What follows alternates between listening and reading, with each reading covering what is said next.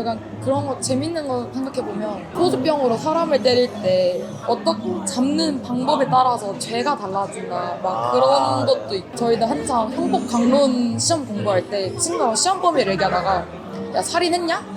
안 했죠. 살인한 거 같은데? 이런 식으로 그 대화가 실제로 오가요. 법대생들끼리 아무렇지 않게 얘기해요. 옆에서 들으면 약간 섬뜩한데 우리는 너네 옆에 있을 때 맨날 그런 얘기 하죠. 맞아요. 오늘은 8번째 와터뷰 자기소개 한번 해주세요. 저는 지금 법학과 4학년에 재학 중인 학생입니다. 고등학생 때 법학과를 선택한 이유가 뭐야? 사실 어렸을 때부터 토론하는 걸 되게 좋아했어요. 토론하는 거? 네, 그냥 상대방에게 제 의견을 좀 피력하고 뭔가 제 논리로 상대방을 설득시키고 이런 거를 되게 재밌어하는 사람이어서 자연스럽게 원래 토론 활동을 좀 즐기다가 막 이제 중고등학생 되면서 뭐 미디어나 아니면 책을 통해서 이제 사람들을 접하는데 제가 그때 딱 기억에 남는 건 천종호 판사님이랑 박준영 변호사님 아세요? 천종호 판사님은 그 소년 재판으로 되게 유명해지신 분 그 나가 뭐지? 안 돼 돌아가? 이런 거였나? 원래 이제 뭐 변호사나 이런 직업에 관심도 있었다가 그게 아마 다큐멘터리나 이런 식으로 프로그램을 통해서 방영이 됐어가지고 고등학생 때 박준영 변호사님에 대해서 알게 됐는데 그분은 이제 재신 전문 변호사로서 재신들만 맡아서 하시는 분이고 딱 그랬던 것 같아요. 저도 이제 어렸을 때부터 봉사하는 거 좋아하지 뭐 말하는 거 좋아하지 이러다 보니까 조금 되게 변호사나 이런 법조인이란 직업이 누군가에게 도움이 되는 직업이면서 제가 좋아하는 토론이나 말하는 활동이 조금 주요가 되는 사람들이다 보니까 자연스럽게 관심을 가지게 됐던 것 같고 그래서 고등학생 때 생각해보면 또 약간 많은 법학생들이 공감할 수 있는데 정치학업이 너무 재밌어서 나는 이걸 좀 더 내가 대학을 가서 공부를 해보고 싶다 한번 진학하게 된 것 같아요. 수시로 왔어? 정시로 왔어? 저는 수시 학생부 종합전형으로 왔어요. 근데 일단 제가 딱 고등학교 1학년 때 코로나가 터졌어가지고 이제 학생부 종합전형을 준비하는데 조금 어려움도 많긴 했는데 애초에 법조인이나 아니면 법학과를 꿈꿨던 이유 자체가 제가 이런 걸 함으로써 누군가에게 도움을 주고 싶다라는 그 목표 하나만 딱 확보했어가지고 봉사를 좀 많이 하려고 했던 것 같아요. 거기에서 내가 최대한 법학으로 엮을 수 있는 걸 다 엮었죠. 수학 과목을 듣는다고 해도 거기서 만약에 통계 관련된 보고서를 작성해요. 그럼 전 주제를 법학으로 잡아서 법학 관련된 사건이나 이런 거에 통계를 가져온다거나 이런 식으로 준비를 했고 그리고 교육청에서 하는 클러스터 수업이라고 다른 학교의 수업을 들어볼 수 있는 그런 게 있는데 그런 걸로 이제 제가 사회교과로 다 이수를 해가지고 그런 식으로 최대한 이제 사회나 법학에 제가 관심이 많다는 거를 보여주려고 많이 했던 것 같아요. 1학년 1학기 때부터 학교 인권 서포터즈 활동도 했었고 장학재단에서 하는 이제 농어촌 지역 아동 봉사활동도 갔었고 지금도 저희 학과는 범죄 피해자 지원센터랑 연관 봉사가 되어 있어가지고 그것도 2년째 활동하고 있고 이번에 헌혈 홍보위원도 하고 있고요. 네. 20살 때 생활이 어땠어? 제가 1학기 때까지는 전공 수업은 비대면이었어요. 법학에 대해 관심을 가졌던 거는 딱 말할 수 있는 게 형법 분야였어요. 그냥 조금 뭐 사기죄든 살인죄든 이런 누구나 약간 흥미를 가질 법한 분야였는데 법학 입문, 민법 총칙, 헌법 총론이었나? 법학 입문은 법의 기본적인 체계 같은 걸 배우는 수업이고 그 다음에 민법이랑 헌법을 배웠으니까 사실 처음에 딱 수업을 듣는데 제가 꿈꿔왔던 느낌은 아니었어요. 형법 이런 거 사례들 보면 막 자극적이고 재밌잖아요. 그런 거가 좋았는데 재미도 없고 사실 좀 추상적인 게 많다 보니까 그런 부분에서 사실 어려움도 많았던 것 같아요. 기본적으로 이제 법학과 들어가서 배우는 거는 헌법, 민법, 형법, 상법, 뭐 국제법 그거에 좀 세부적으로 들어가면 뭐 경제법도 있고 의료법도 있고 뭐 지식재산권법 이렇게 되게 많아요. 너네 학회도 있잖아. 형사법학회, 민사법학회, 법사회학회, 국제법학회 이렇게 4가지가 있어요. 그 중에서 뭐 하고 있어? 저는 지금은 민사법학회를 하고 있고요. 1학년 때는 형사법학회도 했었어요. 저도 물론 처음에 들어갔을 때 제가 생각했던 느낌하고는 달라서 다른 과를 고민을 해본 적은 있는데 그렇다고 해도 제가 이제 법학을 대체할 만한 무언가가 딱 안 떠오르더라고요. 사실 이제 법학이라는 학문 자체가 뭐 남들을 왜 배우냐고 할 수 있어도 알아두면 언젠가는 쓸모가 있어요. 제가 부동산 계약할 때도 법이 필요하고 알바를 계속 해왔으니까 그런 거 할 때도 다 법이 필요하잖아요. 재미없어도 내가 알아두면 언젠가 쓸모 있으니까 잘 배워보자 약간 이런 느낌도 있는 것 같아요. 학년별로 배우는 그 종류가 달라? 아시겠지만 이제 학년별로 커리큘럼이 어느 정도 짜여 있잖아요. 1학년 때 뭐, 2학년 때 뭐. 일단 기본적으로 총칙을 배워요.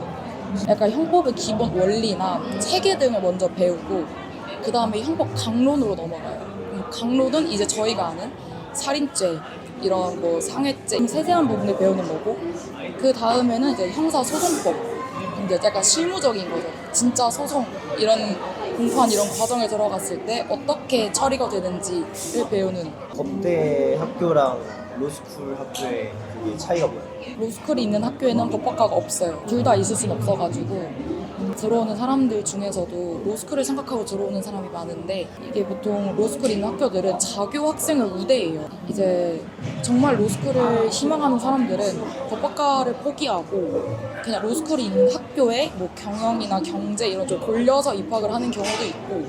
그러면은 대학교를 지원할 때 애초에 로스쿨을 지원할 수가 있어? 아니요. 이제 로스쿨 조건은 4년제 대학을 졸업한 사람들만 지원할 수 있어요. 전제 조건, 애초에 그건 대학원이라서. 아, 대학원이야? 네, 법학 전문 대학원. 제가 공부하고 싶은 학문은 법학이다가 너무 확고했어서. 그렇게 가면 또 못 배우니까 법에 대해서는. 그쵸. 리츠라는 법학 적성 시험이 있어요. 그래서 로스쿨에 입시할 때는 이 리츠 성적과 학점과 토익과 이런 많은 것들을 보게 되는데 그럼 너 로스쿨 갈 생각이 있어? 지금은 사실 별로 없는 것 같아요. 뭐 제가 그렇다고 해서 지금 이제 뭐 누군가를 위해 봉사하고 싶다 이런 게 뭐라 해야 되지? 그런 게 없어진 건 아닌데 대학 다니면서 느꼈던 게 저는 워라밸이 조금 중요하게 돼서 그러니까 자연스럽게 술 마시는 거 좋아하고. 사실 법조인이란 직업은 워라밸을 가지기가 힘든 직업이고 더군다나 제가 원했던 인권 변호사나 아니면 재심 변호사 이런 쪽은 더욱더 돈도 못 벌고 이미지 자체가 돈도 벌기 조금 어렵고 이제 워라밸도 지킬 수 없다 보니까 점점 그냥 법조인보다는 지금은 약간 공무원 쪽을 좀 더 생각을 하고 있는 것 같아요. 법학과 나오면은 너가 말했던 공무원이랑 또 뭐가 있어? 기본적으로 공무원은 이제 경찰직 공무원, 법원직 공무원, 검찰직 공무원 이렇게 세 개로 많이 빠지고요. 이거 말고는 이제 그런 거죠. 노무사 자격증. 자격증으로 할 수 있는 전문직들. 노무사, 뭐 변리사 이런 쪽. 네, 노무사가 저는 검찰직. 검찰직. 이런 서류들 같은 거 이제 관리하고 그러니까 행정적 처리. 약간 그런 거에 가까운 것 같아요. 저는 아무래도 말씀드렸다시피 형법에 너무 관심도 많았고 실제 그런 재판, 공판 이런 거에 좀 관심이 많아가지고 그런 성향을 봤을 때는 검찰직이 조금 더 저한테 적합할 수 있다고 생각을 했어요. 그러면은 수업 들을 때 너네 모의 재판? 뭐 이런 것도 하잖아. 모의 재판을 사실 수업 때 하진 않고 그거는 학회 활동으로 아, 수업 때 하는 게 아니야? 네, 수업 때는 거. 만약에 모의 재판이든 학술제든 이런 활동을 내가 법학과를 다니면서 꼭 한번 해보고 싶다 하면 학회 활동은 하는 게 좋죠. 직접 경험할 수 있는 그런 건 얼마나 주기적으로? 사실 많진 않고요. 이게 1년에 한 번씩 법학과 학술제가 있어요. 그럼 그때 한 번 하는 거여서 아, 1년에 한 번? 네, 그게 생각보다 정말 철저하게 준비를 하고 모의 재판 같은 경우는 이제 저희가 대본을 다 짜야 되잖아요.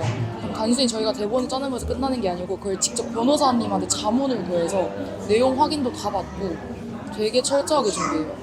판례라고 해야지. 사례. 사례. 저희는 그러니까 판례, 사례 이런 거죠. 보통 이제 민법이나 형법 같은 과목들을 배울 때는 사례형, 판례 이런 걸 위주로 해가지고 민법이나 이런 거 봤을 때는 이 사례를 두고 어떤 권리를 행사할 수 있냐.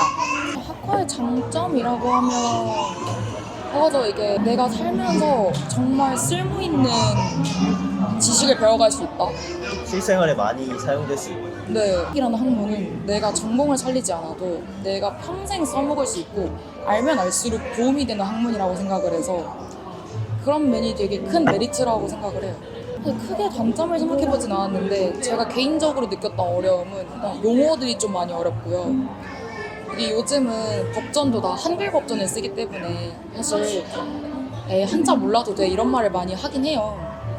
근데 결론적으로 진짜 한자가 쓰이지 않을 뿐이지 모든 용어 자체가 한자로 만들어진 언어다, 그러니까 단어들이다 보니까 한글인데. 되게 태어나서 처음 들어보는 용어를 많이 접했어요. 그리고 약간 글 읽는 거 많이 좋아해야 돼.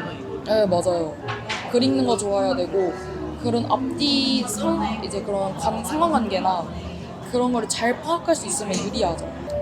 수학이나 이런 분야는 뭐 제가 잘 알지는 못하지만 그냥 이 공식을 외워놓으면 그냥 대입하는 느낌이잖아요. 그치.